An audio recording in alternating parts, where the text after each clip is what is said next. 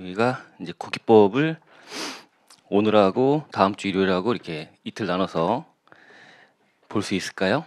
우리가 이틀 동안 일단 작년에 비해서는 좀 줄여서 이렇게 해보려고 마음을 먹고 이제 날을 잡았는데 우리가 뭐 작년 기출 문제 같은 거 나왔던 내용들은 좀 빼고 해볼까 했는데요. 내용 자체가 빠질 수 없는 내용들이고 그래서 빼기 좀 그렇고 그래서 일단 오늘하고 다음 주 일요일을 열심히 달려가 본 다음에 좀 만약에 이제 모자란 부분이 있으면 추가로 언제 와서 촬영을 좀 해서 제공해 드리는 걸로 마지막 좀은 그렇게 하는 게 맞지 않을까.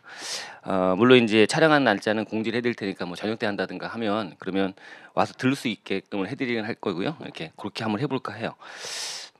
작년에는 이제 우리가 내용 정리를 좀 하고 이제 OX 문제 좀 풀면서 진행을 했는데 이번에 안 해볼까 하다가 이제 푸는 게 나을 것 같아요. 그래서 문제 풀면서 설명할 것도 좀 있고 하니까 작년하고 똑같이 한번 진행을 해보려고 합니다. 물론 이제 시간이 좀 부족한 거는 나중에 좀 이제 보완해서 다음 주에 열심히 한번 해본 다음에 판단 한번 해보죠. 다음 주 끝날 때. 일단 이제 국기법은 우리가 네 문제가 출제가 되잖아요. 이제 어떤 해에는 6문제까지 나온 적도 있습니다. 5문제 나오고 하나는 국징하고 섞어서 나오기도 하고 이제 이거 모르는 거예요. 보통 4문제라고 이제 출제 범위는 이제 분량은 이렇게 얘기하고 있지만 좀 더 나오기도 하고 근데 사실 이제 4문제, 5문제 이렇게 얘기하면 전체 문항수에 비하면 작다라고 볼 수도 있지만 근데 사실 상당히 중요한 거죠. 국기가 그죠? 나중에 이제 1차 합격하신 다음에 2차 들어가서 동차 수업 딱 들을 때 제일 먼저 부딪히는 게 국기고요. 국기. 그래서 국기를 많이 열심히 공부해 놓으면 좋겠다. 근데 여기 지금 앉아 계신 분들은 국기를 작년에 듣지 않으신 분도 있을 거고 들었지만 이제 개정된 거 좀 포함해서 한번 복습하자라고 와서 듣는 분도 있을 거고 한데요. 열심히 잘 정리하고 지금 남은 기간 동안 뭐 기간 뭐 꽤 남았잖아요. 시험 보기 때까지 그죠? 뭐 물론 뭐 하루하루 막 열심히 살다 보면 빠듯하고 한다라고 할지 모르겠지만 나름대로 이제 국기에 할당할 시간은 여유는 좀 되실 거예요. 그럼 나름대로 좀 열심히 하고 외우려고 노력해 놓으시고 하시면 딱 1차 끝나고 채점해 보고 2차 공부 바로 들어갈 때 도움이 많이 된다. 정리를 좀 그 전에 많이 하셨으면 좋긴 한데 지금이라도 이제 열심히 하시고 보는 내용들은 좀 외우려고 노력을 많이 하시고 정리해 놓으시면 된다. 그죠? 일단 국기는 우리 교재는 4-2페이지로 이제 시작을 하는데 총론으로 이제 조세법이라고 하는 얘기를 먼저 하고 시작을 해야 돼요. 사실 이제 그쪽 내용이 중요한 건 아닌데 용어들이나 이런 것들이 이제 뒤에 공부하다 보면 나오기 때문에 그 용어에 대한 것도 약간 이제 소개시켜 드리고자 이제 조세법 총론 얘기 좀 잠깐 진행을 해볼게요. 여기 교재는 없는 내용이에요. 자, 우리가 이제 여러분 계속 세법 공부하는 건 조세라는 걸 공부하는 거 아닙니까? 조세. 그럼 조세는 이제 조세에 관련된 법을 만들고 있잖아요. 그게 이제 전체를 이제 조세법이라고 부르는데 조세법을 만드는 과정에서 이제 2대 원칙이라고 부르는 게 있어요. 조세법의 2대 원칙. 그게 아시다시피 조세법률주의라는 게 있고요. 조세평등주의라는 게 있습니다. 이 두 가지가 있어요. 이 조세법률주의라고 하는 거는 당연히 세금은 법률에 규정을 두어서 걷어가라라고 하는 거 아니겠습니까? 이 조세는 태생적으로 우리의 재산권을 침해하는 거예요. 우린 내기 싫잖아요. 그죠? 근데 우리가 조세 국가에 살고 있다는 거야. 조세 국가를 하면 조세를 걷어서 나라 살림을 꾸려가는 나라들을 조세 국가라고 합니다. 그런 나라에 살고 있으니까 세금을 낼 수밖에 없다. 받아들이긴 하겠는데 근데 나는 내기 싫다는 거죠. 누군가 나 대신 냈으면 좋겠다. 그럼 정당하게 내가 내야 되는 세금이다라고 받아들이게 해야 되는데 그러려면 이제 일일이 국가랑 계약 관계를 맺어야 된다? 뭐 쉽지 않아요. 국가에서 내가 뭔가 제공받는 게 이만큼이니까 반대급부로 내가 세금을 내야지라고 하는 건 쉽지 않기 때문에 일단 우리 국민들과 일일이 만나서 계약을 못 맺는다면 국민들이 뽑은 국회의원들이 있으니까 국회에서 입법을 하겠다는 거지. 법률의 규정을 두어서 이제 그러면 법률이라는 거는 우리의 뜻을 대변하는 거예요. 그러니까 우리가 국회의원을 잘 뽑아야 되는 거죠. 관심도 많이 갖고 그럼 우리의 뜻을 대변해주는 국회의원들 뽑아서 그게 입법되도록 노력을 해야 되는 거 아닙니까, 그죠? 어쨌든 그렇게 해서 우리의 뜻을 대변한 국회에서 국회의원들이 법률을 만들면 그에 따라야 되는 거야 이제. 다수결의 원칙이나 마찬가지. 그렇죠? 그래서 따라야 되는 거죠. 그러면 이제 받아들이게 만드는 거지 이제. 그래서 조세법이라고 하는 건 일단 기본적으로 조세는 법률의 규정을 두어서 걷어가라. 그죠? 그래야지 이제 조세 저항이라는 게 없어지겠지라고 출발한 거예요. 근데 그 법에다가 규정을 두긴 두는데 그게 모든 국민들이 평등한 취급을 받게끔 법을 만들어야지. 그죠? 불평등한 규정들을 만들면 안 되는 거 아닙니까? 그래서 조세 평등주의라는 게 또 나오는 거야. 두 가지가 2대 원칙이다. 그래서 일단 조세 원칙은 첫 번째가 조세 법률주의라는 게 있다는 거죠.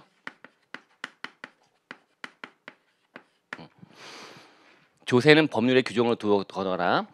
근데 여기 하부 원칙이라는 게 여러 가지가 있습니다. 학자들마다 이제 나눠서 이제 뭐 몇 분법 이렇게 부르는 게 있는데 우리는 대다수 분들이 얘기하는 공통된 얘기를 가지고 이제 몇 가지 끌어가 보면 이 조세 법률주의는 일단 첫 번째가 이 세금 매기기 위해서 이제 과세 요건이라는 걸 정하게 돼 있는데 과세 요건 이거를 법으로 정해라 이거죠. 과세 요건 법정주의라고 하는 게 있어요.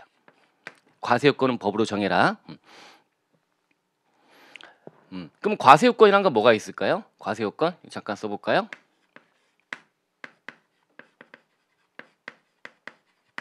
세금에 의한 요건. 일단 세금별로요. 세금별로 일단 이 세금은 누가 내는 거냐? 납세무자가 있어요. 납세무자. 뭐 기억할까요? 기억. 납세무자. 누가 내는 세금이냐? 그다음에 두 번째는 이제 과세 대상이 있습니다. 과세 물건이라고 부르기도 해요. 이 두 가지가 일단 중요하지. 뭐에다 세금을 걷어갈 거냐라고 하는 거예요. 이 세금은 뭐에다 걷는 거냐? 대상이 뭐냐? 그럼 대상이 정해지면 그에 따라 납세무자가 정해질 거예요. 이거 누가 내는 거냐? 요건 이제 구체적으로 세금을 걷어가려면 그것 우리가 늘상 공부하는 과세 표준이 나오는 거죠. 과세 표준. 과표라고 하는 거예요. 과표. 이 대상을 수치화시킨 거예요. 과표, 과세 표준. 그리고 이 과세 표준의 일부를 걷어가는 거죠. 이게 세율이라고 하는 거죠. 이제. 요게 과세요건이에요. 과세요건 공부하다 보면 계속 나와요. 과세요건을 뭐 하면서 이게 충족되면 납세무가 성립한다 이런 얘기도 하고. 그래서 과세요건이라는 게 네 가지가 있다. 국세 쪽은 이렇게 네 가지 얘기하고요. 이제 지방세 우리가 공부하는 거 국세기본법인데 지방세가 또 있잖아요. 지방세로 가게 되면 지자체별로 이제 세금을 걷어갈 때 광역지자체가 걷어갈 거냐, 기초지자체가 걷어갈 거냐, 누가 걷어갈 거냐를 구분하는 차원에서 과세권자라고 하는 것도 하나의 요건에 집어넣어서 5대 요건이다라고 불러요. 여기 국세는 4대 요건이라고 하고요. 이렇게 한다. 참고하시면 되고요. 나중에 2차 공부할 때 지방세 쪽에서는 또 과세권자도 중요하다. 이 광역 지방세냐, 기초 지방세냐 구분할 때 좀 필요하다라고 보시면 되고요. 어쨌든 이러한 과세 요건이라고 하는 거를 일단 출발 법으로 정하래요. 이게 법정주의다. 과세 요건 법정주의. 정하는데 두 번째 정하긴 정했대요. 정하라니까 정했지. 정했는데 이게 보는 사람마다 달리 해석을 해. 그래 버리면 이거는 예측 가능성이 떨어뜨리는 거니까 안 되는 거지, 그죠? 이 조세 법률주의라고 하는 거는 국민들을 보호해 주려고 하는 거야. 무턱대고 걷어가지 않겠다. 법의 규정을 두어서 걷어갈 테니까 니네 저항 갖지 말고 그리고 법의 규정을 둘 테니까 규정대로 니네가 받아들이면서 이게 피해갈 수 있으면 피해가 봐라 이거죠. 법의 규정이 있는데 피해가는 건 그 절세라고 하는 거야. 이상한 형식으로 피해가려고 노력하면 탈세가 될지 모르겠지만 일단 기본적으로 규정이 있으니까 거기 요건에 합당하면 받아 먹어라. 비과세도 규정을 둘 것이고 어떤 건 과세한다고 하는데 요건을 만들어놨으니까 요건에 합당하지 않게끔 빠져나가면 그건 돼. 그죠? 근데 못 빠져나가겠으면 받아들여. 이런 거다 이거죠. 그럼 다 예측하고 살아가게 만들어야 되는데 규정이 일단 법에 정했으니까 예측할 수 있다라고 했는데 보니까 이게 명확하지 않아. 보는 사람마다 달리 해석할 수 있다. 애매모호하게 규정을 둔 거예요. 그러면 의미 없다는 거지. 이게 과세요건 명확주의라고 하는 거야. 과세요건을 규정을 둘 때는 법으로 정하는 거에서 얹어서 명확하게 정해라 이거죠. 명확주의다. 이런 게 있다. 이 두 가지가 있으면 돼요. 이제 일단 법으로 정하라, 명확히 정해라. 그래 여기서 이제 플러스로 자 정해진 거대로 예측하면서 난 얻어맞아야지 어쩔 수 없다. 피해가 봐야지 노력하고 이제 받아들일 수밖에 없겠네.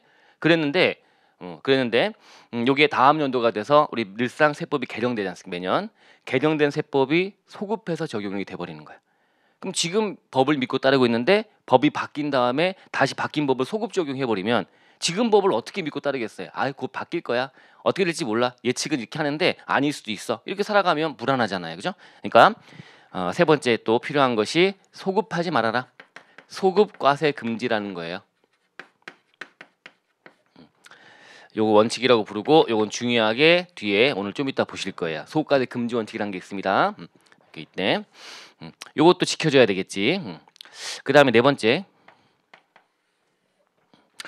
법으로 정했고요. 명확히 정했다고 해요. 근데 100% 명확하게 정하기는 어렵잖아요. 그럼 약간 해석이란 게 필요할 수 있는데 문헌적으로 내용을 볼 때 그 문헌에 해석을 들어갈 때는 문헌주의, 엄격 해석을 하라는 거야. 유추하지 말라는 거지. 야 이것도 비스무리한 거야. A, B, C가 정해져 있네.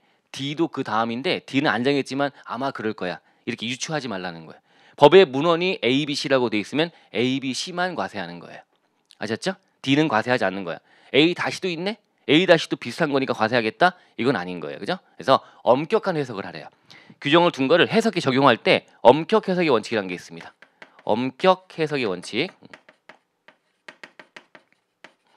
요걸 이제 대법원 판사들이 뭐라고 하냐면 이제 문헌주의라고 불러요. 문헌주의. 문헌에 따라 해석을 해야 된다라고 하는 거지. 문헌주의. 이 문헌주의라고 하는 거는 2차 공부하면 엄청나게 열심히 들을 거예요. 문헌주의. 문헌주의. 문헌주의. 학자들이 계속 이제 그 대법원 판사들이 판결문 나오는 거 보면 문헌에 따라 문헌주의에 따라 문헌주의에 따라 이게 맞죠. 엄격 해석을 해라 이런 거죠. 유추해서 막 해석해서 운용해 버리면 안 된다라고 하는 겁니다. 엄격 해석의 원칙. 다섯 번째라고 한다면 요 마찬가지라 얘기를 하는데 이게 합법성 원칙이라고 해요. 합법성의 원칙. 법에 정했어요. 정한 대로 행정할 때 이게 집행이 돼야지. 즉 법대로 집행이 돼야지. 법만 허울 뿐이고요. 법은 법인데 우리 정부에서 과세관청에서 운행하는 건 따르게 할 거야. 법은 법이고 우린 이렇게 할 겁니다. 이렇게 해버리면 안 되는 거죠. 법대로 집행까지 이루어져야지만 온전히 납세무자들이 받아들이게 되는 거죠. 그죠? 그래서 합법성의 원칙, 법대로 집행하라라고 하는 거예요. 합법성 원칙은 좀 이따가 또 나오게 될 겁니다. 이 표현이 합법성 원칙. 법대로 집행하라라고 보시면 돼요. 법대로 집행해야 된다. 합법성 원칙이라고 부른다. 요게 조대 법률주의네요. 요 하부 원칙들 요거 말고도 여러 가지 얘기를 하는 분들이 좀 있는데 그건 너무 지엽적이니까 여기까지만 딱 생각해 놓으시면 될 것 같고요. 두 번째 원칙은 이제 조세 평등주의라는 거예요.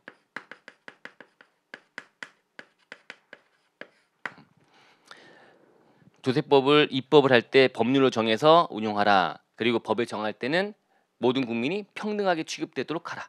조세평등주의. 이 조세평등주의 안에는 또 둘로 좀 구분해 갖고요. 이 평등이라고 하는 거는 일단 세금을 내는 건 내가 받아들이겠어. 근데 나랑 쟤랑 비교를 하게 되잖아요. 응? 나랑 쟤랑 똑같이 보는 것 같은데 쟤는 세금을 안 낸대네. 나는 내는데 이 불공평하게 되는 것이 이제. 응? 그래서 나랑 쟤랑 똑같은 담세력이라고 부르는데 똑같이 벌었다면 똑같은 세부담을 지는 게 맞다는 거죠. 그죠? 이게 이제 이른바 수평적 공평이라고 하는 거예요. 수평적 공평. 내가 1,000만 원 벌 때 세금 100만 원. 내 친구도 1,000만 원 벌 때 세금 100만 원 내야지 50만 원 내고 안 내고 있으면 불공평하다. 이 수평적인 공평이에요. 내가 1,000만 원 벌 때 세금 100만 원 내요. 내 친구는 1억을 번대요. 1,000만 원 낸대요. 너나 나나 뭐 10%씩 내는구나. 공평한가요? 좀 뭔가 그렇죠. 얘는 1억을 벌어 10배를 더 버네. 10배를 벌면 세금을 10배 내면 안 되고 20배 30배 더 내야지. 이게 이른바 수지적 공평. 이게 두 가지로 구분하는데 일단 첫 번째가 수평적 공평이에요. 조세평등주의 안에서는 수평적 공평. 요걸 구현하기 위한 제도가 두 가지가 있는데 첫 번째 이런 게 나와요. 실질과세 원칙. 요것도 좀 이따가 열심히 공부할 거야. 저기 소과세 금지 원칙도 그렇고 요것도 그렇고 실질과세 원칙이라는 게 있어요. 실질과세 원칙. 이 반대는 형식이야. 형식. 형식과 실질. 형식과 실질은 보통 같아야 돼. 어떤 형식을 취했는데 그게 실질을 담고 있어야 돼. 그죠? 다르면 안 돼. 당연히. 그죠? 근데 실질은 숨기고요. 이상한 가장 형식을 취해 가지고 이렇게 해서 세금을 피해 가더라는 거야. 그러면 나도 1,000만 원, 쟤도 1,000만 원 얘기했는데 나는 1,000만 원 형식을 띄워 갖고 세금을 내고 있는데요. 쟤는 가만 보니까 1,000만 원 버는 건 똑같은데 나랑 다른 형식을 취해 갖고 세법에 정한 형식을 비켜가 가지고 세금을 안 내고 있는 거야. 그러면 숨어 있는 실질은 얼마 번 거야? 1,000만 원 번 거죠? 그럼 찾아내서 똑같은 세부담을 지어야 되겠지. 그래서 수평적 공평을 구현하려고 실질과세 원칙을 만든 거예요. 실질과세 원칙 좀 이따 자세히 보자. 이런 지금 느낌. 쟤도 나가랑 똑같은 세부담을 져야 될 것 같은데 이상한 형식으로 피해갔네. 이상한 형식으로 그걸 바로잡는 게 우리가 공부한 거 안에 뭐 있어요? 공부하는 거 법인세법 공부할 때 나오고 소득세 할 때 나오고 부가가세 할 때 나오고 하는 게 부당 행위 계산 부인이라는 제도가 있는 거예요. 부계부라고 하는 게 이걸 같이 이제 구현하기 위한 거예요. 실질과세 원칙과 같이 가는 항상 부계부라는 거. 부계부. 부당해산 부인 규정. 이상한 형식을 취한 거를 비켜서 그죠? 법 형식을 남용했다고 부르기도 하고요. 그런 것들에 대해서 실질을 바로잡아서 실대로 가사하겠다. 부계부. 이런 관계는 좀 이따가 좀 더 보자. 일단 느낌은 오죠? 이게 하나의 세트야. 수평적 공평, 조세평등주의, 실질과세 원칙, 부계부. 그죠? 부계부. 그럼 실질과세 원칙 그러면 조세 법률주의랑은 약간 배치된 느낌이 나네요. 법률주의는 형식이다. 형식. 얘는 실질이니까 약간 그런 느낌도 가져놓고 그죠? 이런 게 있고요. 그다음에 두 번째는 나 1,000만 원, 제 1억, 그럼 나보다 10배보다 훨씬 높은 율의 세부담을 줘야지, 높은 부담률을 줘야지. 이게 수직적 공평이라는 거예요. 이거를 구현하기 위한 제도가 지금 뭐가 있을까요? 여러분들 공부하는 소득세에 보면 8단계야. 뭐가? 세율이 6%, 15%, 24%쭉 올라갈 때 세율이 점점 높아지잖아요. 그죠? 최고 세율까지 올라가면 45%까지 가잖아요. 그죠? 이렇게 이게 이제 첫 번째 초과 누진 세율 구조.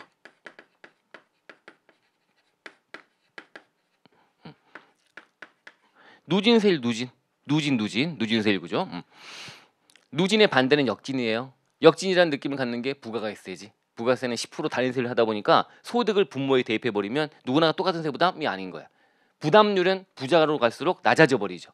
소득이 커질수록 부모가 커지니까 낮아져 버리는 역진적인 문제야. 해소하려고 면세를 만들고 등등 그런 거 아닙니까? 면세. 초과 누진세 구조. 이것도 있다. 그다음에 두 번째가 뭐 요거는 그냥 응능부담의 원칙이라는 게 학자들이 얘기를 많이 합니다. 응능부담의 원칙. 네가 10배를 더 벌었다. 네가 능력이 10배가 됐다라고 하면 세부담을 너는 더 많이 내는 걸로, 더 높은 율의 세부담을 지는 걸로 능력에 상응하게 세금을 내는 게 맞다는 거지. 응능부담의 원칙이라고 하는 거예요. 이렇게 지금 말씀드렸는데 이게 옛날 문제는 유치하게 옛날에 좀 쉬웠던 문제들. 그래서 요 네 가지, 요 다섯 가지, 뭐 네 가지 얘기를 하면서 요 두 가지를 이제 섞어 가지고요. 성격이 다른 걸 찾는다든가 그런 건 나온 적도 있습니다. 그래서 법률주의와 평등주의, 여기 하부 요소들 이렇게 해서 잠깐 이제 해보시면 돼요. 어렵지 않죠? 법률주의 과세요건 법으로 정해라. 명확히 정해라. 한번 정해놓은 거대로 살아갔다면 법이 바뀌어도 영향을 받지 말아라. 소까지 금지 원칙, 그죠? 이렇게 또 법대로 집행도 하라. 엄격 해석해서 운용하라. 이런 것들 다 법률주의, 그죠? 얘는 평등주의, 평등 개념 이렇게 하시면 돼요. 이렇게 됐고요. 이 조세법 원칙은 좀 알고 가자. 이제 출발이니까 어쨌든 조세를 공부하는 거고, 우린 그 중에 국세를 공부하는 거지만 어쨌든 알아놓자 하고 넘어가는 거고요. 그 다음에 조세법 안에서 이제 잠깐 법원이란 게 있어요. 법원은 법의 존재 형식이라고 부르는 거예요. 잠깐만 이건 참고 삼아 들어보시면 돼요. 여러분들 우리가 이제 법률주의 등등 얘기하면서 이제 법대로 세금을 내야죠. 법에 근거 없이 세금을 걷어가면 안 돼요. 그럼 법대로 세금 내라고 할 때 그 법 중에 하나로 볼 거냐 말 거냐 그 얘기야. 즉 법의 존재 형식이래. 법원은 법의 존재 형식. 그럼 나는 뭐 때문에 세금 걷어가야라고 했더니 야 이것 때문에 걷어가요. 그게 뭔데 했더니 이게 법률이래. 아 그렇구나 받아들여야지. 이게 명령이래. 이게 시행령이래. 받아들이는 거야. 그렇게 받아들여야 되는 것들이 하나냐 아니냐를 구분하는 거예요. 그래서 일단 우리가 받아들여야 되는 거 법의 존재 형식 중에 제일 상위법이 뭐예요? 헌법이죠. 헌법. 헌법은 최상위법입니다. 지금 대통령이 어떻게 될지도 몰라요. 그죠? 헌법재판소에서 헌법은 최상위법. 당연히 따라야죠. 우리가 헌법은 그죠? 당연히 따라야 되고 또 우리를 보호하는 법이기도 하고요. 어쨌든 헌법이란 건 당연히 따라야 되는 거고요. 두 번째가 법률이죠. 이게 조세 법률주의. 당연히 법원성 있는 거죠. 그죠? 근데 법에다가 모든 규정을 담을 수는 없지. 그러다 보니까 법에서 여러분들이 공부하는 내용들이 다 시행령 내용들을 많이 공부하고 있어요. 계산들은 다 시행령이야. 법에다가 근거를 만들고 시행령을 위임을 해갖고요. 대통령이 정해서 대통령령 정부에서 지금 시행령 이제 확정이 아직 안 된 상태 아닙니까? 안만 나와 있고 이제 해서 확정이 되는 과정이 진행이 되면서 확정이 되고 이렇게 법령 이렇게 쭉 진행이 돼요. 그다음에 또 한참 뒤에 3월달 4월달 넘어가면 이제 시행규칙이 또 확정이 돼요. 그건 한참 있다. 그건 서식 같은 것들이야. 그래서 법이 있고 령이 있고 책이 있다라고 보면 돼요. 그래서 법률이 있고요. 그다음에 세 번째가 이제 명령이란 거. 명령이 이게 대통령령, 그다음에 각부 장관령이라고 부르는 것들 이런 것들이 이제 명령이다 이거죠. 명령. 당연히 따라야 돼요. 우리는 법도 공부하고 시행령도 공부하고 등등 하는 거야. 우리 공부한 내용들이 다 이것들인 거야. 이것들을 공부하고 이걸 적용해서 세금 내는 거를 도와주는 세무 도우미. 얘로 이제 우리가 살아가려고 세무사 공부를 하는 거 아닙니까? 그죠? 그래서 어쨌든 법률, 명령 요게 위임이 됐다라고 보면 돼. 위임해 갖고요. 조세 법률주의에 따른다고 한다면 법에다가 규정을 둬야지 여기다가 하면 안 돼. 법에다 규정을 둬야지. 그래서 요거를 하는데 여기다가 이제 위임이란 규정을 둬서 명령에다가 위임해서 한다. 법에다가 모든 걸 때려 넣어서 규정을 둘 수는 없어요. 법은 또 그때그때 바꾸고 해야 되는데 바꾸려면 국회의원들이 모여서 맨날 싸우고 하잖아요. 그죠? 대통령이 하는 것이 좀 편하게 할 수 있겠지. 이렇게 위임하는 의미도 있다고 보시면 되고요. 그다음에 네 번째는 이제 행정규칙이라는 게 있는데 얘는 법원성이 없습니다. 요 세 가지는 일단 있고요. 네 번째 행정규칙은 법원성이 없습니다. 요거는 훈령이나 예규나 통첩이야. 우리 예규 같은 것도 수업 때 막 얘기도 하고 막 그래요. 지금은 이제 예규를 얘기하는 건데 그거는 법원성이 없어요. 이거는 훈령 같은 거 구세청에서 내부적으로 이렇게 해라고 명령을 하급청에 내리고 있는 거예요. 구세청에서 지방청에다가 지방청의 세무서에다가 이렇게 야 이거 자꾸 민원인들 납세자들이 불만 갖고 뭐 아니면 애매해서 궁금하다고 자꾸 물어보니까 일관성 있게 해야지 우리가 세무서마다 따르게 하면 안 되는 거니까 이건 이렇게 하는 걸로 해. 근데 그게 진짜인지는 모르겠어. 근데 이렇게 하면 그렇게 운영하겠대. 내부적인 지침에 불과한 거야. 대외적인 국민들한테 갖는 법원성의 의미는 뜨는 게 아니다. 근데 이거는 엄청 우리한테 영향을 많이 미치죠. 왜냐하면 일선 세무행정이 이렇게 이루어지니까. 세무서는 이렇게 하겠다는 거니까, 그죠? 근데 그게 법의 규정이 명확히 없다 보니까 해석하면서 이제 이렇게 운용하고 있는 부분인데 이게 나중에 명확하게 이게 자꾸 다퉈서 대법원까지 가고 판사들이 판단해 봤더니 이건 법대로 하면 이게 아닙니다라고 하면 이건 깨지는 거야. 이건 법원성이 없다는 거예요, 그죠? 법원성이 없다. 법으로 보지 않는다는 거야. 어쨌든 영향을 미치고 있긴 하지만 이게 있고요. 다섯 번째는 뭐 조약? 나라마다 맺은 조약이에요. 따라야 돼 말아야 돼? 따라야죠. 나라마다 맺은 조약은 당연히 따라야 되고 국조법 같은 거 이제 보시면 거기 따라야 되는 조약들이 있고 합니다. 따라야죠. 당연히 지켜야 된다라고 보시면 돼요. 그다음 여섯 번째 뭐 관습법이란 게 있어. 우리는 성무법 국가예요. 관습대로 운용되는 게 아니야. 관습대로 운영되는 판례법이란 거. 미국 같은 데들은 뭐 판례법, 뭔가 소송 같은 거 붙고 하면 이거 몇 년도치 판례다라고 그런 거 찾는 싸움 하는 거 아닙니까? 이런 배심원들이 이렇게 해갖고 판례가 나온 적이 있으니까 이 판례 근거에서 보면 유사하니까 이렇게 보는 게 맞겠다. 라면 그러면 지고 이렇게 이기고 지고 이런 거 아닙니까, 그죠? 근데 우리나라는 아니야. 성무법이야, 성무법. 법대로 딱 돼서 법의 성문법. 그래서 관습법은 또 아니다라고 해요. 또 아니다라고 하고 있고요. 자, 다시 여기 헌법은 당연히 법원성, 법률이나 명령인데 이거는 법률은 누가 만들어? 국회에서. 이거는 대통령이 하는 거야. 장관, 대통령 하는 거. 명령 대통령령 시행령이야. 대통령령 그다음에 대통령이 시행령이야. 그다음에 시행규칙은 장관령이야. 그죠? 기재부령 이렇게. 그죠? 이렇게 이렇게 하는 것들이 이제 명령이라고 하는 건데요.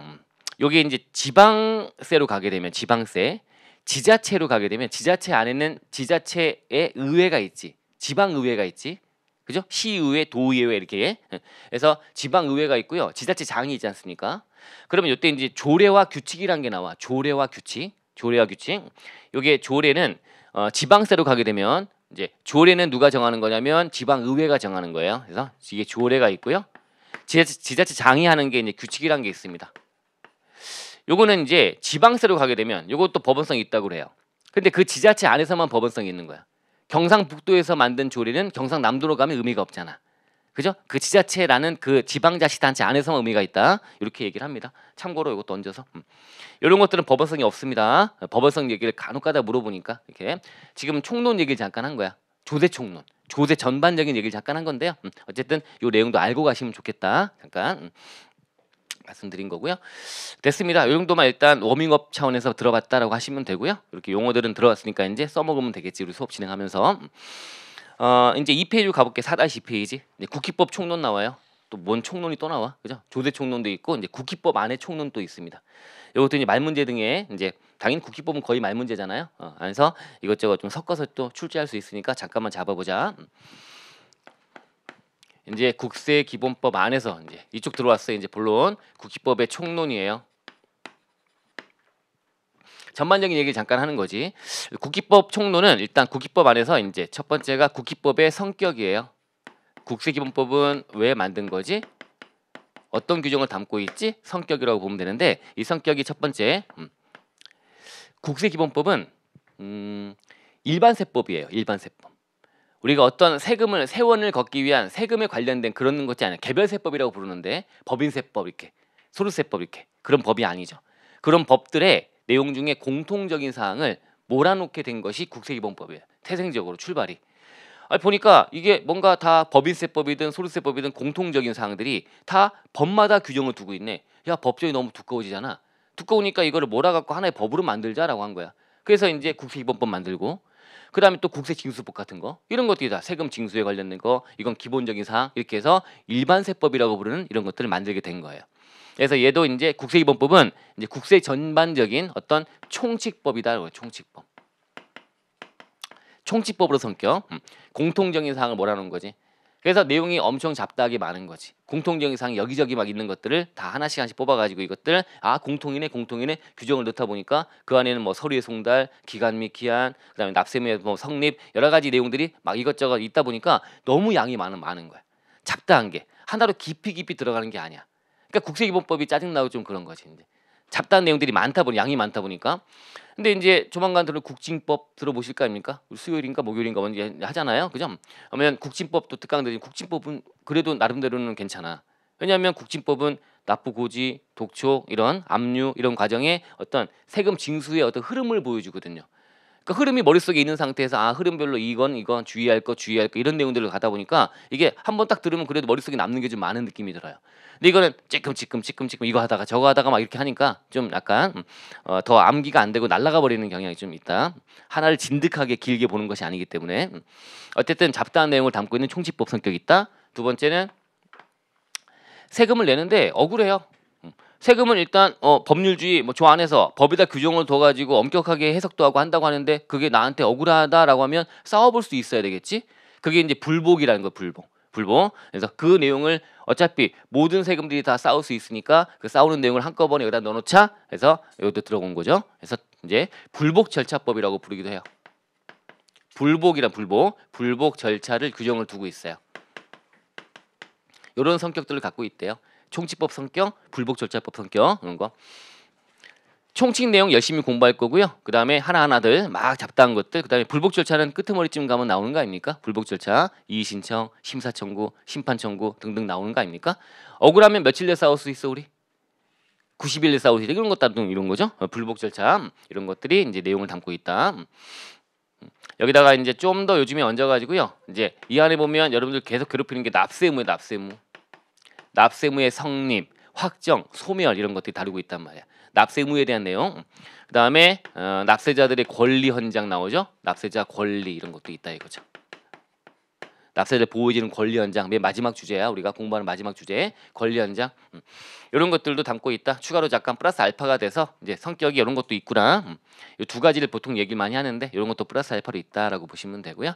이게 국세법 성격. 요게 있고 그게 맨 위에 성격. 딱 한 줄 돼 있는 걸 가지고 막 설명을 길게 했네요. 그죠? 어째 이렇게 돼 있다.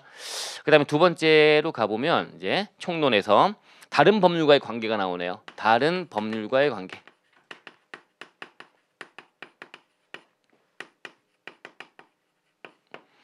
국기법이 은근히 이게 쉽게 나오면 되게 쉬운데 어렵게 나오면 잡다한 내용들을 막 섞어서 막 나오고 하면 되게 어려워요. 이게 역사가 있잖아. 국세기본법은 우리 회계사 세무사 시험 쪽에서는 4문제, 회계사 쪽은 5문제, 매년 9문제씩은 무조건 나오는 거 아닙니까? 이게 수십 년 동안 계속 이어지면서 그렇게 하다 보니까 얼마나 많은 문제들이 나왔겠습니까? 계속 나오다 보니까. 그러니까 이걸 꼬고 하다 보니까 약간 구석진 거 찾기도 하고 어떤 때는 그냥 편하게 내는 경우도 있고 교수님이.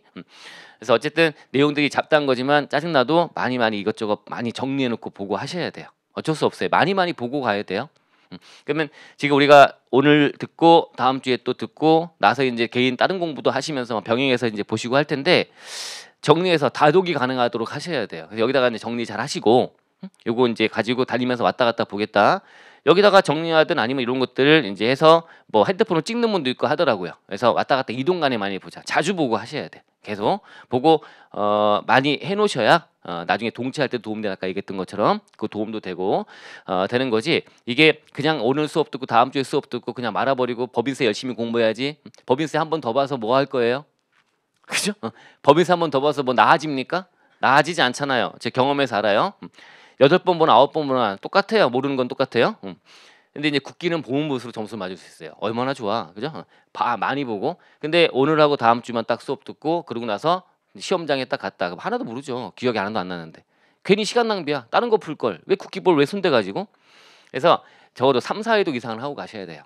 3, 4회독이 지금부터 이제 가능하려면 잘 수업 듣고 빠른 시간 내에 복습도 한번 하셔야 되고요. 그다음에 뭐 저는 OX 문제 그래서 풀어드리는 거야. 문제 개인적으로 안 풀지 않을까봐. 이거 말고 객관식 1500제 있는 그 문제도 기출 문제 이제 풀어내시면 좋은데 그게 안 되죠. 시간이 부족하니까 안 되죠. 그래서 내용하고 그것도 시간 내서 쫙 풀어보다 보면 아 이것도 있네. 아 이건 이상한데? 약간 하다 보면 의문 갖고 고민하다 보면 실력이 또 커지는 거죠. 이제 그런 기회가 되기도 하는데 한 번쯤 보시면 좋은데 보시길 권장을 드리지만 쉽지 않다. 그래서 OX 문제는 저랑 같이 풀자는 거예요. 수업 때 한번 해보자. 어쨌든 그런 과정을 계속 거치고 하셔야 이게 내 문제가 시험장 갔더니 이거네 바로바로 풀어서 시간도 세이브하고 완벽하게 맞을 수 있고 돼야죠. 다 맞아야죠. 내 문제를.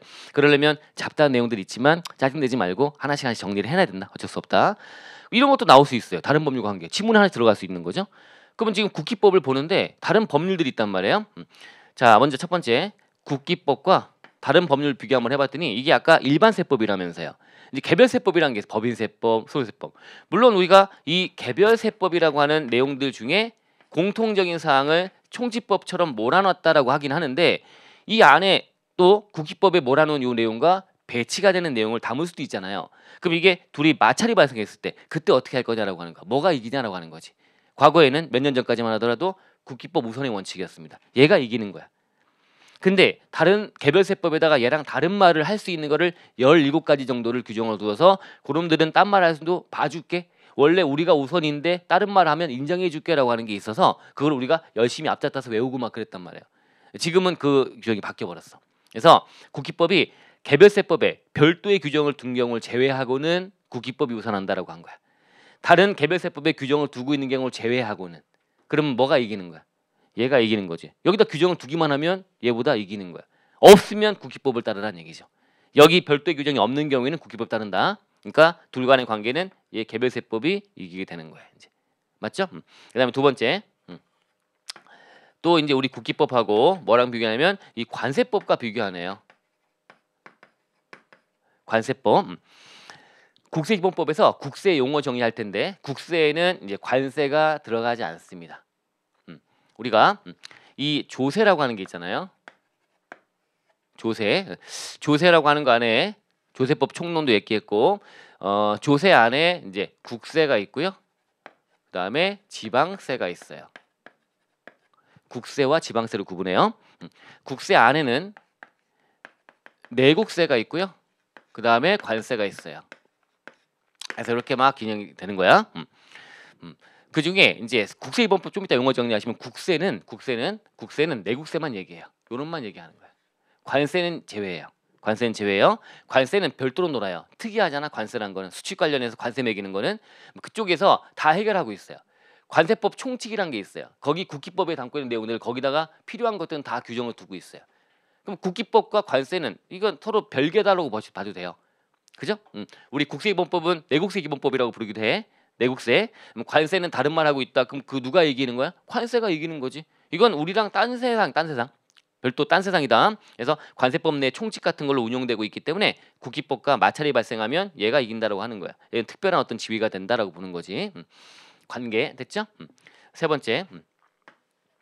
또 이제 국기법과 뭐랑 비교하냐면 행정심판법이란 거랑 비교해요. 행정소송법, 행정심판법. 행정소송법, 행소법, 행정심판법 등에 들어가 보면 우리가 행정소송이란 거 우리가 행정청이 행정 업무를 하면서 나한테 억울한 일을 한 거예요. 내가 억울해요. 그럼 싸워야죠. 싸우려면 어디로 가야 돼요?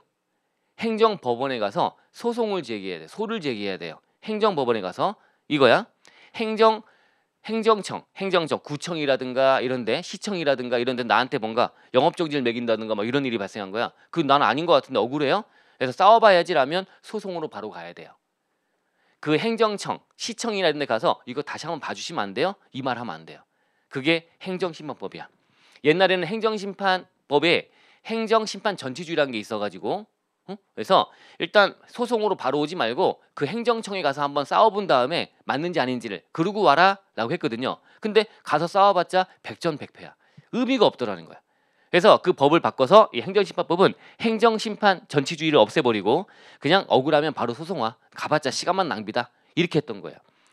근데 우리 조세에 관련된 거는 세금에 대한 거는 빈도수도 많고요. 빈도가 되게 많잖아. 그리고 관할 이제 나한테 처분한 그 세무서나 아니면 지방청이나 이런 데 가가지고 이거 잘못하신 거 아니에요? 라고 봤더니 한 반쯤은 걸러지더라는 거야. 그러면 소송이 안 오면 좋잖아. 그죠? 걸러지죠.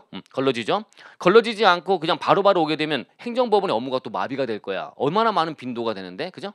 그 다음에 뭔가 싸우고 하고 그러고 넘어오게 되면 그러면 쟁점이란 게 명확해지는 거 아닙니까? 그럼 판사들이 행정법원의 판사들이 볼 때 이런 것 때문에 싸운 거야? 행정소송 그 행정청에다가 먼저 뭔가 다퉈보고 오는 게 딱 내용만 보면 아 이게 쟁점이구나. 그럼 판단할 때 좀 빨리빨리 판단할 수 있겠지. 쟁점을 명확하게 알 수 있으니까. 이런 장점이 있어서 우리 세금에 대한 거는 억울하면 바로 행정법원에 오지 말고 그 관할청이나 등등에 뭔가 싸워보는 절차를 취하고 와라고 하는 거예요. 그러다 보니까 다르지. 일반 행정심판법은 그러지 말고 바로 와. 가봤자 의미 없어라고 하는데 우리 세금에 대한 거는 한번 싸우고 와. 그 싸우는 게 여기 불복 절차인 거예요. 이게 국기법의 규정을 두고 있는 거야. 억울하면 이렇게 싸우고 와. 이의신청, 심사청구, 심판청구 등등 이런 거 하는 거예요. 그게 국기법의 불복 절차예요. 그게 불복 절차예요. 그래서 여기 있다 보니까 아 국기법이 이거랑 다른 말 하네. 그죠? 행정심판법은 바로바로 소송 가는 거야. 행정소송. 근데 얘는 한번 싸워보고 가야 돼. 그러면 누가 이겨? 얘가 이기는 거지 이제 국기법이. 그죠? 얘가 이쪽에서 우린 이걸 따르는 거야. 불복 절차를 거친 다음에 가는 거야. 이거 거치지 않고 바로 법원에 못 가요. 법원에 가려면 일단 먼저 싸워보고 가야 되는 거야. 행정청을 상대로 싸워보고 가야 된다. 불복 절차를 거친 다음에 가야 된다. 근데 우리가 이제 불복 절차를 이 국기법의 규정을 두고 있는 거는 이의신청이라든가 나중에 들어볼 거야 다. 이의신청, 심사청구. 이거야. 이의신청, 세무서장, 지방청장. 그다음에 심사청구 국세청장. 그다음 심판청구는 조세심판원에 가가지고 뭔가 싸워보는 건데 이게 다 느낌이 한통속 같은 느낌이 드는 거야. 그래서 별개 제일 중립적인 기관이 감사원. 감사원 쪽에 가서 한번 싸워보는 것도 가능합니다. 그리고 나서 소송 가는 거야. 감사원법에 나와 있는 감사원 심사청구라는 게 있습니다. 그것도 활용할 수가 있대요. 그래서 마지막 네 번째가 국세기본법하고요. 감사원법이라는 게 있어. 갑자기 감사원법이 왜 나와, 그죠? 감사원법. 요건 요놈 때문에 그런 거야. 다른 내용들과 국기법이 겹쳐서 뭔가 싸울 일이 뭐가 있겠어? 감사원 쪽에 관련된 법에 이게 이제 이 불복 관련된 얘기야. 이게 국기법의 불복 절차를 취하지 않고 감사원 심사청구라는 절차를 취할 수도 있다는 거지. 그러다 보니까 이거 할 거냐 선택적인 지위에 있다라고 해요. 이거는 뭔가 우선한다는 게 아니야. 선택하는 거야. 이건 동등한 지위야. 동등한 지위에서 이게 선택적 지위다라고 한다. 선택적인 지위에 있다라고 불러요. 됐죠? 이렇게 된다. 선택적 지위가 있다고 한다. 요게 이제 교재로 가보시면 다른 법률과 관계, 그래서 다른 세법, 개별 세법이라고 보면 되고요. 그다음에 관세법, 행정심판법, 감사원법 다 마지막에 선택적 지위까지 써 있네요. 그래서 요거 지금 말씀드린 거야. 좀 해서 이해해 보시면 됩니다. 그 다음에 이제 세 번째는 용어의 정의라고 나와요. 용어의 정의. 세 번째는 이제 용어의 정의. 각종 이제 국기법이란 일반 세법도 그렇고요. 다른 이제 법인 세법도 그렇고 다 보면 뭐 2조쯤에 가 보면 여기서 쓸 이 법에 쓸 용어들을 막 정의하고 있어요. 이거는 이렇게 써라 이렇게 써라. 용어란 거를 이제 여기는 이렇게 해석해. 그러니까 2조를 뭔가 용어가 뭐 법조문 보다 보니까 용어가 애매하면 2조쯤에 가 보면 아 이거야 이렇게 쓰겠다는 거야 이렇게 하는 것도 있고 아닌 것도 있고 거기 적혀 있지 않으면 어떻게 해야 돼? 2조에 안 적혀 있으면 일반 사법에 쓰고 있는 용어의 뜻 그대로 해석하는 거야. 보통 통상적으로 쓰고 있는 표현대로 이제 받아들이는 거지 이제 그런 식으로 진행되는 게 용어라고 하는 거야. 용어. 이 용어는 이제 여러 가지 용어들 담고 있는데 이제 그 중에 축약을 좀 해놨습니다. 먼저 국세와 세법이라는 게 나오네. 1번, 2번에. 그래서 첫 번째가 용어에 정해서 국세와 세법.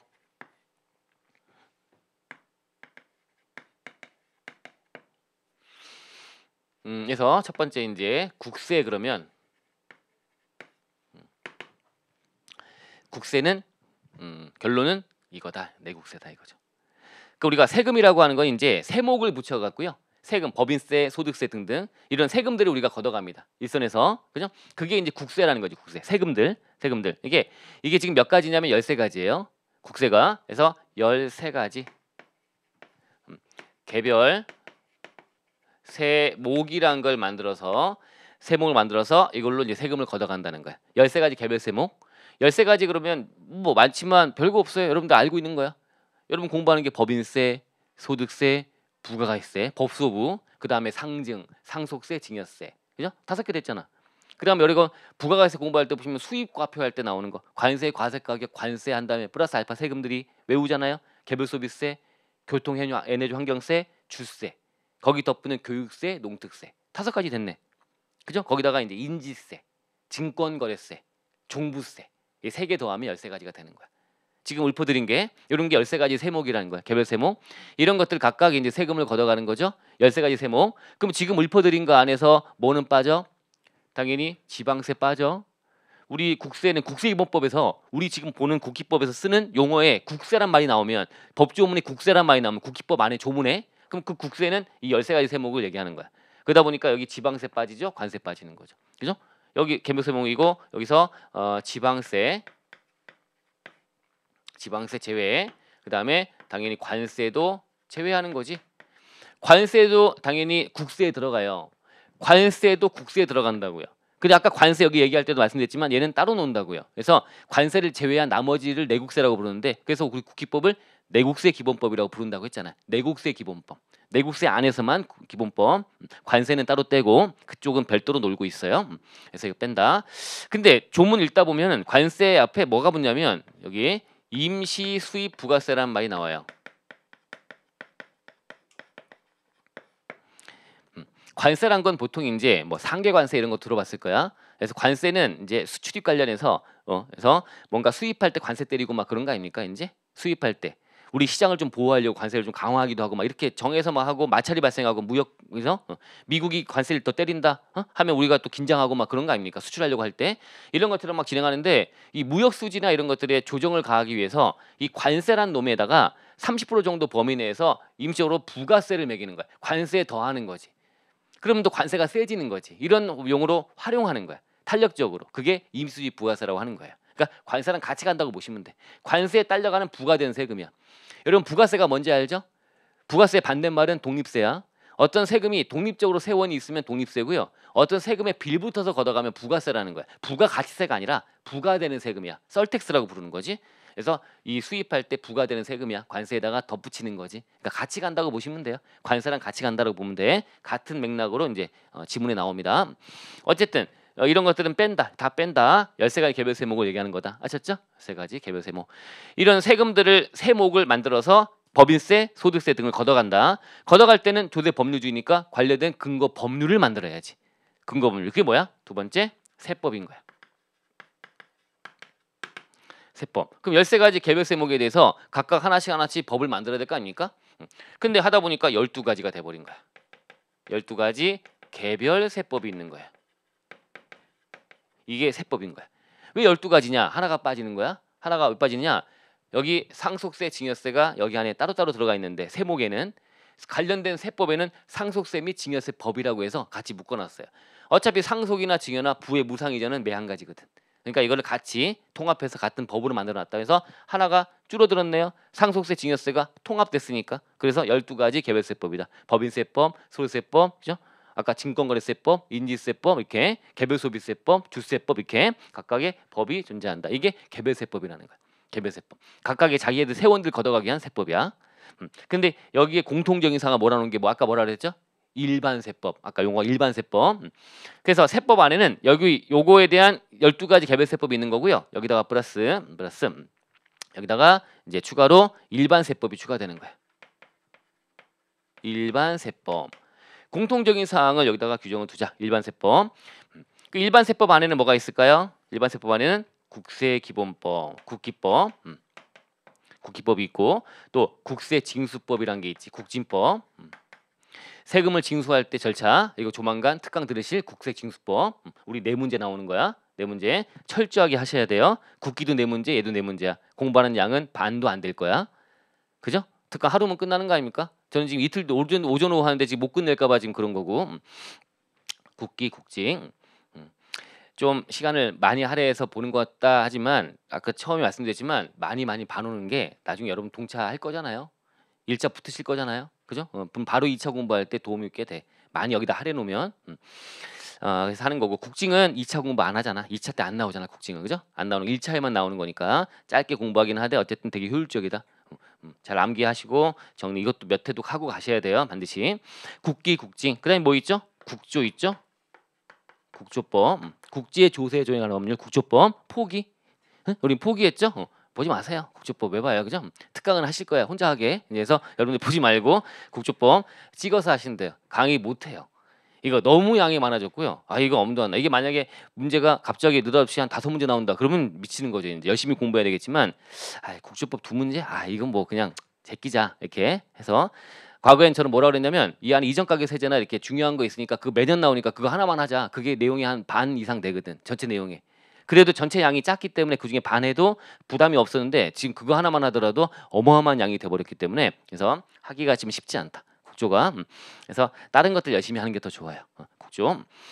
어쨌든 이제 찍어서 강의하시는 거야. 그래서 올해는 뭘 찍을까 작년간 다 이것저것 고민 엄청 해가지고 그 중에 요번에 뭐가 나오고 다 찍는 거야. 저번에 찍어서 다 맞췄어요. 나올 거 찍어서 맞췄어요.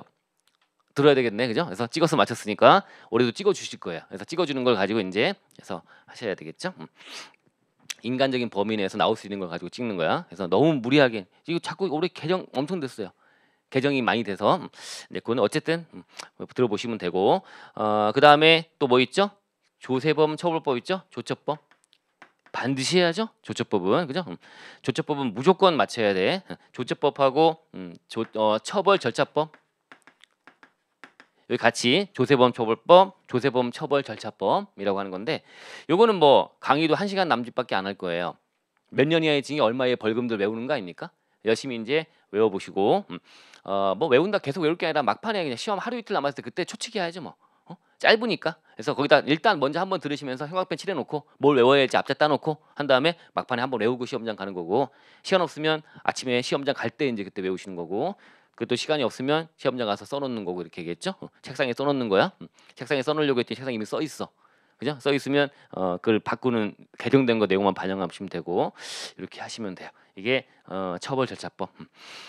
그 다음에 이제 뭐 있죠? 조특법이란 게 있죠. 이제 이거는 이제 우리 1차 시험 범위가 아니죠. 2차 시험에 부담되게 나오는 거죠. 세법학의 2차 때. 그래서 이렇게 돼 있다. 요 6가지가 다 우리 시험에 관련된 것들이 좀 들어가 있네요. 그죠? 이렇게. 어쨌든 이런 것들이 일반 세법. 여기 공통적인 사항이지라고 이제 쭉 규정을 둔 거다라고 보시면 되는데 요 일반 세법 안에서 이제 우리가 국세입원법에서 국세란 말과 세법이란 말이 나왔을 때 그 세법 안에는 이 12가지 개별세법하고 일반 세법 중에 이렇게 쭉 6가지가 있는데 그중에 국기법이 날아갑니다. 얘를 뺍니다. 왜 뺄까요?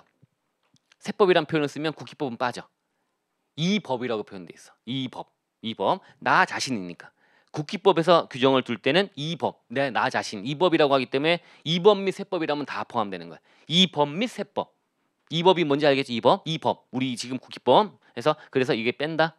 뭐 그게 크게 의미 있겠습니까만은 어쨌든 말표현 말장난치니까 이 법이라고 표현되기 때문에 국기법은 빠진다.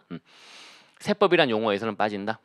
그럼 당연히 이렇게 되니까 여기 빠진 요놈들 있잖아요. 요놈들에 관련된 일단 개별세법이 들어가는 거니까 요놈들은 당연히 빠지겠지. 그래서 당연히 지방세법은 세법이겠어요? 국기법에서 당연히 빠지는 거지. 그 다음에 관세법도 당연히 빠지는 거지. 그죠? 이건 당연한 거지.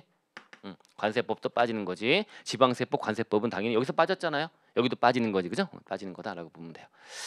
이게 이제 국세와 세법이라는 거야. 국세와 세법 용어를 좀 잡았고요. 그 다음에 뭐 교재 가보죠. 2페이지. 나머지 3번 가시면 원천징수 나오네요. 원천징수 이거 모르는 거 아니죠? 원천징수. 원천징수는 이제 국가가 이제 납세무자들의 세금을 걷어가야 되는데 니네가 소득 지급자 등이니까 원천에서 징수해서 납부 좀 해달라라고 위탁징수를 하는 거예요. 위탁해서 너네가 걷어줘라고 하는 거예요. 이렇게 원천징수 통해서 소득자가 받아가는 소득을 지급하는 자들 등등이 원천징수 통해서 세금을 내게 되면 국가는 그 소득자가 얼마나 벌었네를 파악하는 게 되니까 세원 관리가 되는 거지. 원천징수는 큰 의미가 세원 관리야. 세원을 투명히 관리하겠다는 거야. 소득 지급자들이 받아가는 자들의 소득을 줄 때 떼서 내게 되면 얼마를 벌었는지를 국가는 파악하게 되니까 소득 파악에 일단 근간이 된다. 원천징수. 여러분 소득 파악을 딱 떠올리면 딱 떠올라야 되는 게 원천징수라는 걸 통해서 파악한다는 것과 기장이라는 거 떠올라야 돼. 기장. 장부 기장이라는 것도 당연히 하게 되면 소득이 투명히 파악이 됩니다. 그때 바로 파악이 안 되더라도 가서 확인해 볼 수 있잖아. 장부 갖고 와봐. 장부로 관리가 되기 때문에 그래서 기장이란 것과 원천징수는 둘 다 어떤 소득 파악을 하는 어떤 수단이 된다고 보시면 돼요. 이게 원천징수. 원천징수 내용 보다 보니까 뭐 가산세 제외한다고. 가산세는 여러분 세금입니까? 원천징수는 세금을 징수하는 거라고 하는 거야. 그러면 가산세는 세금인가요? 우리 조세나 세금이라고 하는 거는 세금을 걷어다 어디다 쓰는 거야? 세금은 재정 지출해. 국가가 재정 지출할 때 쓰는 게 세금이야. 그럼 가산세는 뭐지? 여러분들 벌금은 세금입니까? 과태료가 세금입니까? 아니에요. 벌금이나 과태료는 그거는 어떤 행위들을 근절하기 위해서 이런 행위 하지 마. 잘못하니까 넌가 페널티 매길 거야. 벌금 범칙금 내고 과태료 내고 하는 거예요. 그런 행위를 근절하는 목적이지 이걸 걷어갖고 예산 집행에 써야지라고 하는 거 아니란 말이에요. 그래서 세금이라고 부르지 않아요. 벌금이나 과태료 이런 것들은 세금이 아니야. 그러면 가산세라는 건 세법에서 가산세는 뭐야? 세법에서 또 정한 의무가 있겠지. 그걸 이행하지 않았으니까 페널티를 부여하니까 이것도 범칙금이나 벌금과 똑같은 거예요. 그래서 이것도 행정벌이라고 불러요. 근데 이러면 특이하지. 바로 밑에 가산세 나오잖아. 4번에. 가산세는 해당 국세에 포함해야 하네? 아, 포함해. 그래서 세금을 걷어갈 때 파생되는 가산세는 세금을 거둘 때 거기 묻어서 같이 걷는 것이 편하기 때문에 별도의 범칙금 고지서를 보내가지고 하는 것이 아니라, 그죠? 그게 편하기 때문에 해당 국세에 그냥 포함시켜 놓은 거야. 이상한 성격이니까 1차든 2차든 자꾸 물어보고 있습니다. 2차 세법학에도 최근 들어 나오고 막 그런 거야. 가산세에 대한 법적 성격. 그래서 가산세는 의무 불이행에 대한 뭐 어떤 벌가금 성격을 띠고 있으나, 그럼 벌금이네? 그럼 세금이 아닌데 근데 국세에 포함 안 되니까 특이한 성격 갖고 있는 거다라고 보시면 돼요. 그렇게 좀 잡아놓으세요. 일단 이렇게만 잡아놔도 돼. 1차 요거는 1차용으로는 벌과금 성격인데 국세에 포함한다. 그래서 원천 인수할 때는 가로 열고 가산세는 제외한다고 또 돼 있네요. 그다음에 이제 강제징수비가 나오네요. 강제징수비. 요거는 이제 국지법 공부하시면, 국지법은 이제 얘가 세금을 안 냈네. 그럼 세금을 징수하기 위해서 일단 뭘 해요? 조업할 때 내 종이 쪼가리 띄우죠. 납부 고지하죠. 안 냈네. 그럼 독촉장 띄우죠. 안 냈네? 야, 말로 하니까 안 듣는구나. 네 재산 손대야 되겠다. 그래서 재산을 압류 걸고 이걸 팔아가지고 청산 과정에서 나눠 갖는 거지 이제. 그죠? 그런 과정이 진행된다. 이런 게 이제 국세 징수 관련 절차라고 부르는데, 그때 이제 강제적인 징수, 즉 임의적인 징수는 고지와 독촉이야. 종이 쪼가리 보내고 기다리는 임의적인 징수야. 근데 그게 끝나고 나서 안 되네. 그러니까 이제 넌 재산 손대야지. 강제적으로. 이게 강제징수라고 부르는 거야. 그럼 강제징수할 때 압류하고 매각하고 청산 과정 거칠 때 비용이 발생할 수 있잖아요. 그게 강제징수비야. 아셨죠? 강제징수비. 그래서 그게 5번의 강제징수비. 국진법에 따른 강제징수 과정에서 발생되는 압류, 보관, 운반비, 매각 비용 등등을 말한다. 됐죠? 강제징수비 그런 거구나. 가산세나 강제징수비 등등은 우리 법인세 공부할 때 보면 어떻게 나와? 이건 송금으로 봐 안 봐? 송금 불산입 항목들이지. 가산세든 강제징수비든 다 송금은 안 봅니다. 이건 잘못해서 페널티 매기는 건데, 송금 인정해 주면 법인세가 또 줄어들면 이 벌금 효과 등이 완화될 거 아닙니까? 그죠? 그래서 송금을 안 본다고 돼 있는 것들이지. 가산세나 강제징수비. 그다음에 공과금이란 게 나오는 공과금. 공과금 그러면 우리 또 법인세 떠올리시면 공과금 그러면 무슨 부담금, 무슨 부담금 법령에 따라, 그죠? 법령에 따라 의무적으로 내는 것으로서 제재받는 게 아닌 것, 이런 것들은 송금을 인정한다. 그게 아니면 송금 무산입한다. 이미 출연금이라든가 뭐 이런 거 있죠. 그냥 그런 것들은 송금을 안 본다고 되어 있잖아. 그죠? 뭐 이런 것들이 딱 떠오르는데, 이 국기법에서 공과금의 또 용어를 정의하고 있네요. 용어를 뭐라고 특이하게 정의하고 있어? 뭐냐면 우리가 이제 자력 집행권이란 말이 나와요. 자력 집행권. 이게 뭐냐면 내가 채권자인데 얘가 채무자예요. 내가 채무자가 나한테 갚을 빚을 얘가 안 갖고 있는 거야. 그러면 내가 그 채무자라는 내가 돈 받을 자 상대방한테 가서 재산을 마음대로 압류하고 매각하고 하는 과정을 내가 할 수 있어 없어? 못해요 일반. 그죠? 못하니까 누구의 힘을 빌려야 돼? 법원에다 힘을 빌려고 법원에 해주세요라고 부탁을 할 수밖에 없어요. 자력으로 못해요. 근데 자력으로 내가 얘 재산 손대가지고 뺏어갈 수 있는 게 딱 있어. 그게 국세야. 국가. 그죠? 국세. 또 지자체도 지방세. 국세, 지방세. 그럼 당연히 안에 국세, 지방세니까 여기 관세도 포함하지? 국세, 지방세, 관세 등등 이런 것들은 자력 집행권이 있습니다. 국가 등에 해당되기 때문에 자력으로 집행할 수 있어요. 이거 안 내잖아요? 그러면 바로 압류 들어오고 할 수 있다는 얘기야. 자력으로 해. 법원의 힘을 빌리지 않고도. 자력 집행권. 여기 뭐가 추가되냐면 공과금이 추가돼. 공과금은 뭐야? 국민연금 등등. 그러면 공공기관이고요. 국가가 운영하는 거지. 말만 공단이지 공사지. 여기서 국가가 운영하는 이런 데 사는 공과금 등에 대해서도 안 내면 바로 압류 통지 날라오고 막 그런단 말이에요. 법원 힘을 빌리지 않고도. 그래서 자력 집행권 갖고 있는 게 국세, 지방세, 관세, 공과금 등이야. 그럼 공과금을 이렇게 생각하고 들어가 볼게요. 공과금 뭐라고 돼 있어요? 국세징수법에 규정하고 있는 강제징수, 이렇게 압류하고 매각하고 하는 과정에 예에 따라 징수할 수 있는 채권 중 국세, 관세 등등 지방세와 이와 관계된 강제징수를 제외한 것. 이거 빼니까 뭐밖에 안 남아? 지금 얘기했던 콩가금밖에 안 남잖아요. 자력집행권, 그죠? 그거 할 수 있는 게 국세, 지방세, 관세 등등과 공과금밖에 없다고. 자력집행권 있는 게. 그 중에 나머지 뺀 나머지 그 공과금이 이렇게 여기 정의하고 있다. 자력으로 집행할 수 있는 것 중에 이거 뺀 나머지 그게 공과금이다라고 정의하고 있네요. 이렇게 알아놓으시면 되고요. 그럼 7번 납세자. 납세자도 중요해. 그래서 여기다 이제 2번 할게요. 요게 제일 중요해. 여기서는 용어 정의 제일 중요해. 말문제 제일 이제 틀리게 나올 수 있는 거예요. 납세자라는 게 있어. 납세자. 납세자는 납세무자하고요. 납세무자하고 징수납부무자. 징수무자라고 할게 그냥. 징수무자. 요 두 개를 더한 것이 요게 납세자다라고 보시면 돼요. 납세무자는 누구냐? 납세무자는 우리가 일반적으로 말하는 본래 납세무자, 자기 자신 본래 납세무자. 그 다음에 이제 납세무 승계, 그 다음에 연대 납세무, 그 다음에 제2차 납세무 다 나중에 공부할 것들. 그 다음에 뭐 물적 납세무란 것도 중간중간 들어보셨죠? 물적 납세무자. 또 납세 보증인도 있죠? 보증, 납세 보증 쓴 거야. 세금 안 내면 내가 낼게. 보증인 등등. 이런 자들이 등등이 다 납세무자의 범위에 포함되는 것들이에요.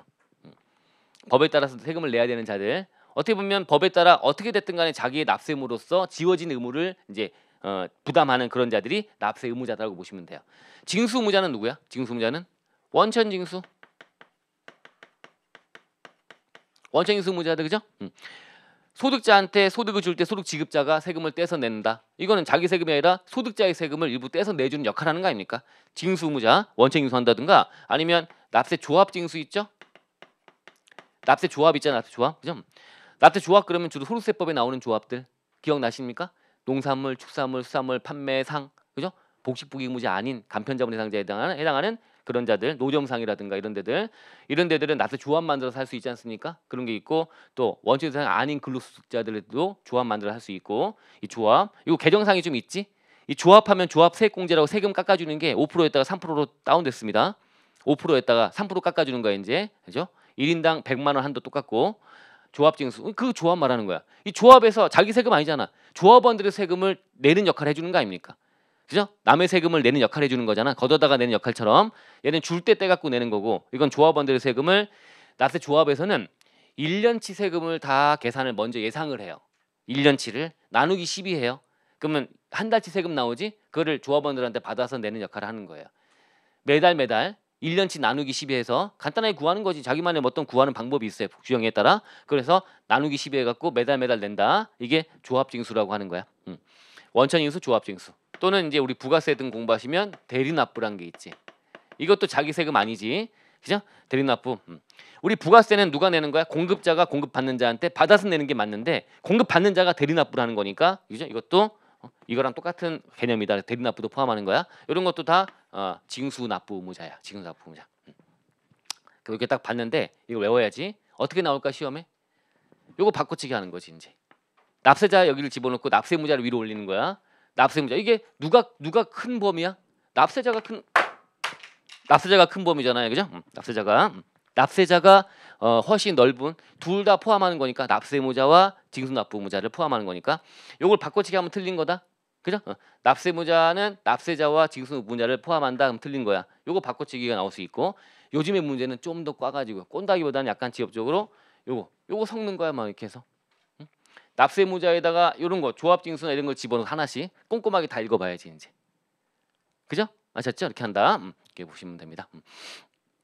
요거 장난치는 거니까요. 이거 잘 정리해 놓고요. 세부적인 내용까지도 알아놓으시면 되고요. 이건 공부할 것들이야. 승계 다 우리 시험 그 뒤쪽에 나오는 목차에 어떻게 보면 승계, 연대, 2차 납세무자 이렇게 하나씩 볼 거니까 보증인 뭐 좀 약간 지엽적이니까 안 보지만 나머지는 다 볼 것들입니다. 이것도 좀 알고 있고 징수, 그죠? 원천징수, 조합징수 또 여기도 플러스 대리납부까지도 포함해서 하고 있구나. 여기 납세무자에 대한 얘기로 보시면 됩니다. 납세무자에 대한 얘기로 보시면 돼요. 그다음에 이제 8번 가 보시면 이제 과표 나오네. 과세표준.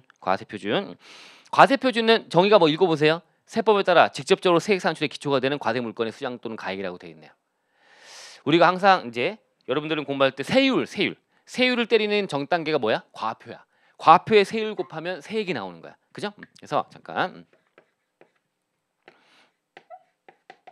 과세 표준이라고 지금 하는데 우리가 항상 세액은 과세 표준에서 여기다가 세율 맛이 같네요. 세율 과표에다가 세율을 곱하지. 과표에다가 세율을 곱하게 되면 여기 이제 세액이란 게 나오는 거 아닙니까? 세액. 그죠? 세액이 나오는 거잖아. 과표에다 세율 곱하면 세액이 나온다. 그럼 이제 과표의 정의가 뭐야? 세액 산출의 기초가 되는 과세 대상 물건 등의 수량 또는 가액이라고 되어 있잖아요. 그러니까 우리가 보통 보는 세금들은 과세 표준이 뭐야? 과세 표준이 이게 금액이지. 얼마다 이거죠. 과표 얼마. 과표 얼마다. 여기다가 이제 세율은 어떻게 돼? 몇 퍼센트 이게 되는 거죠. 이제 6%, 15% 그죠? 이렇게 되면 이제 세액이란 게 나오죠. 세액은 얼마다. 세액은 항상 금액이 나와야 되는 거 아니야. 세액이니까. 이건 금액이 나와야 되고 과표가 금액이니까 세율은 몇 퍼센트가 되는 거야. 세율이 100분율이 되는 100분율이 이렇게 돼서 세액이 나오게 된다. 근데 어떤 세금들은 보니까 과세 표준이 이게 금액이 아닌 거야. 이게 어쨌든 세액은 금액이 돼야 되는데 과표가 보니까 이게 수량인 거야.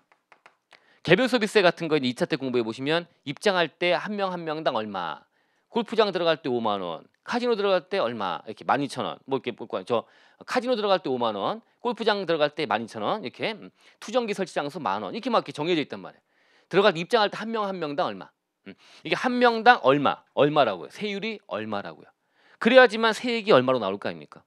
여기 몇 퍼센트 그러면 머리를 자를 것도 아니고 이게 되는 거잖아요, 그죠? 그래서 수량이 되면 얘는 세율이 이게 얼마가 돼야 돼. 세율이 얼마인 것도 있어. 특히 개별 소비세가 그런 게 많아. 그래서 뭐 담배는 20개비당 얼마, 20개비당 얼마.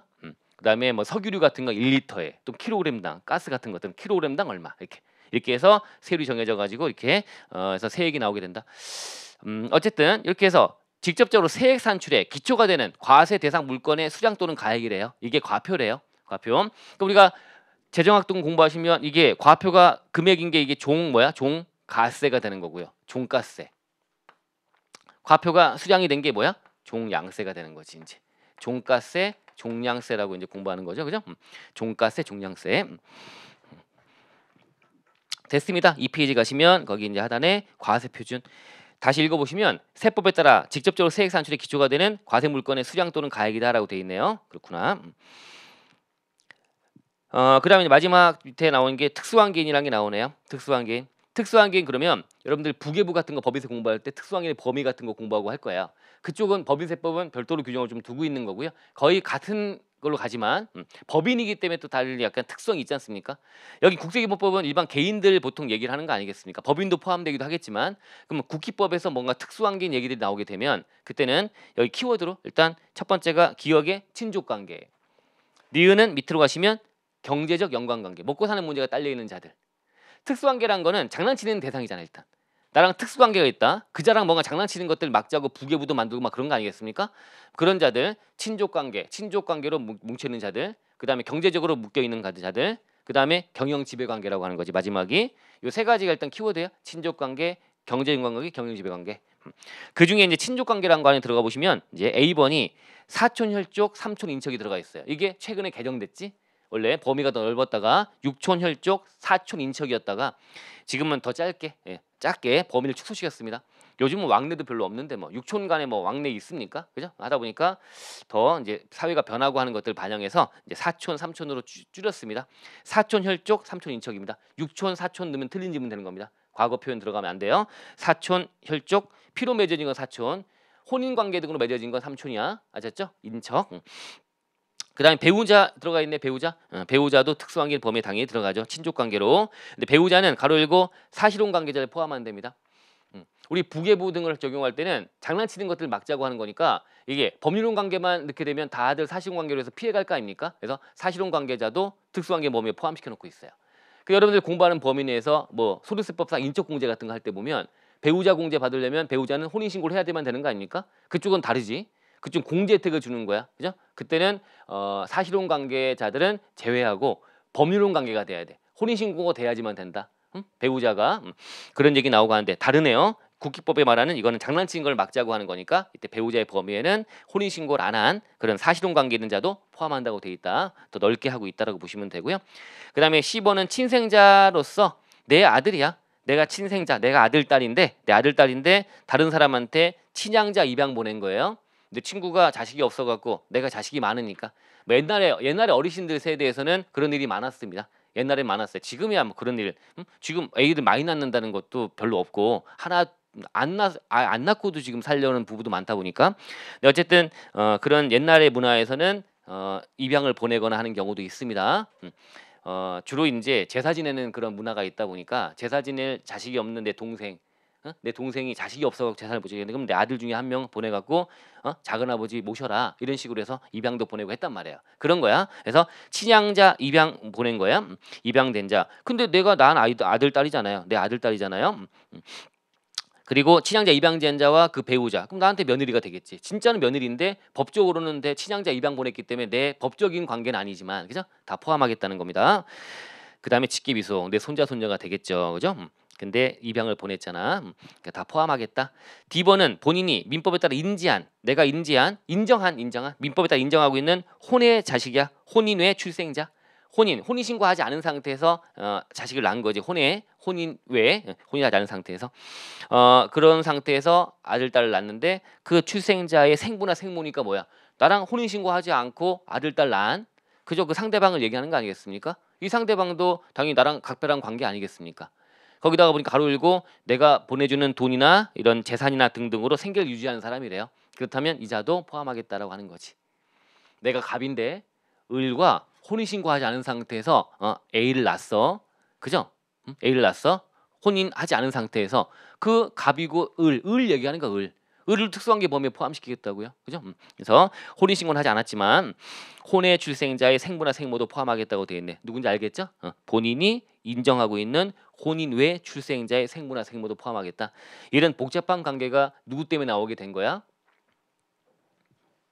어떤 회사를 얘기하면 바로 알 테니까. 그래서 큰 대기업입니다. 그 대기업에 이런 복잡한 관계가 있었잖아. 그게 공정거래법이라는 게 있어요. 공정거래법. 공정거래법에서 이게 공정거래에 관련된 그런 기업 집단으로 묶는 범위를 따질 때 그 법에서 개정됐어. 그 법에서 다들 이게 있다 보니까 이게 복잡한 어떤 이런 혼의 자식도 있고 막 그런 재벌 총수야 누구 그죠? 총수야. 그걸 다 포함해 계열사들 나눠주고 막 그랬어. 그걸 포함해서 기업 집단으로 볼 거냐 말 거냐 공정거래법에서 문제가 된 거야. 그래서 그쪽에 개정된 내용을 이 세법도 받아들인 걸로 보시면 돼요. 이게 최근에 개정된 사항이다.